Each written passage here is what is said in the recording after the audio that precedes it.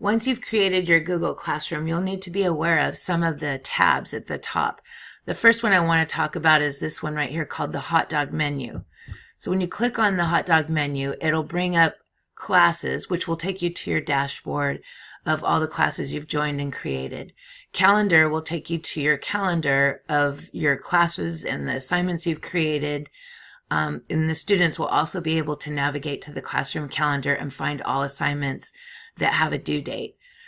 Also listed are all of the classes that you've created or joined to easily navigate to. Then you have archive classes. There are times when you may be having a class that you use just to experiment in that you archive. At the end of a semester, you may archive your classes. You don't want to delete them. You can delete them once they're archived by going into archive classes, but you'll probably want to keep them there so you can reuse posts of assignments that you really liked. The last piece on the menu is settings. In settings, you can change your profile picture. You can also navigate your email notifications on and off. It's probably a good idea to keep it off simply because every time a student submits something to you, you'll get notified, and that can become overwhelming. So let's go back to the menu. We'll go back to the class that we were inside of. Next is Stream. Stream is where all the posts exist. From announcements to assignments to questions, everything resides in Stream. The next tab is Classwork. In Classwork, the only thing you will have here are assignments you've given to the students.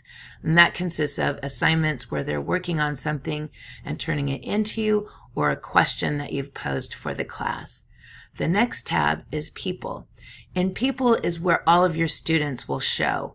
And for now, there are no students in this class, so you can see the class code. There's a better way to display the class code. I'll go over that in a second. Right here is also where you can add other teachers as collaborators. If you have other teachers helping you and working with you in this class, that's where they can be added. The next tab is the Settings wheel. In the settings, you can edit the name of the class. You can also add information here. In the other Google Classroom, the old version, we had a section called About. That's pretty much missing now. We have About.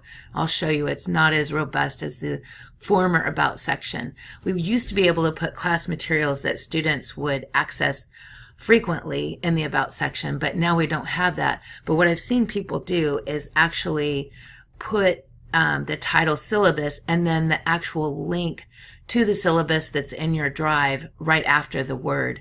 You can't hyperlink in this section. Hopefully that's coming.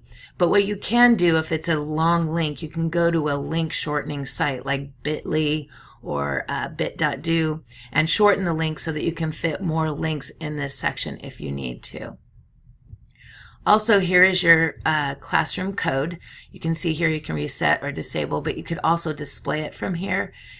Make it large for the students to see. You can make it even larger here to display. But what I'd like to draw your attention to is that Google, their default setting for posting and commenting on Google Classroom is actually students can post and comment. So this needs to be changed. I'm not really certain of a time when you would want students to post on your classroom. That might be something I'm not familiar with.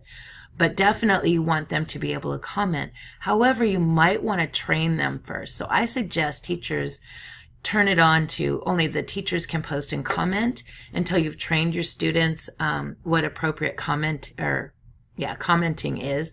And that's more academic, no text talk, encouraging statements. The other item is if you want to see things you've deleted, if you turn this on, you're the only one who can see it deleted.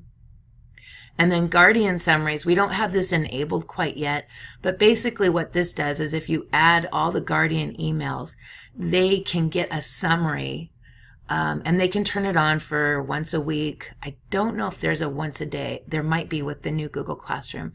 Once a month, and it doesn't give them access to your classroom. Basically, they get an email with any assignments or questions or announcements that you've submitted or posted in your classroom, and then they can see how their child is doing, if they've turned it in, if they did turn it in, what the score was.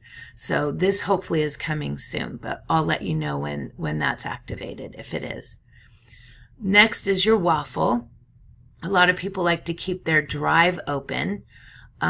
So they'll click on the waffle and open their drive so that they can navigate back and forth between the two tabs when they're creating work. Let's go back to Stream. And this is your About section.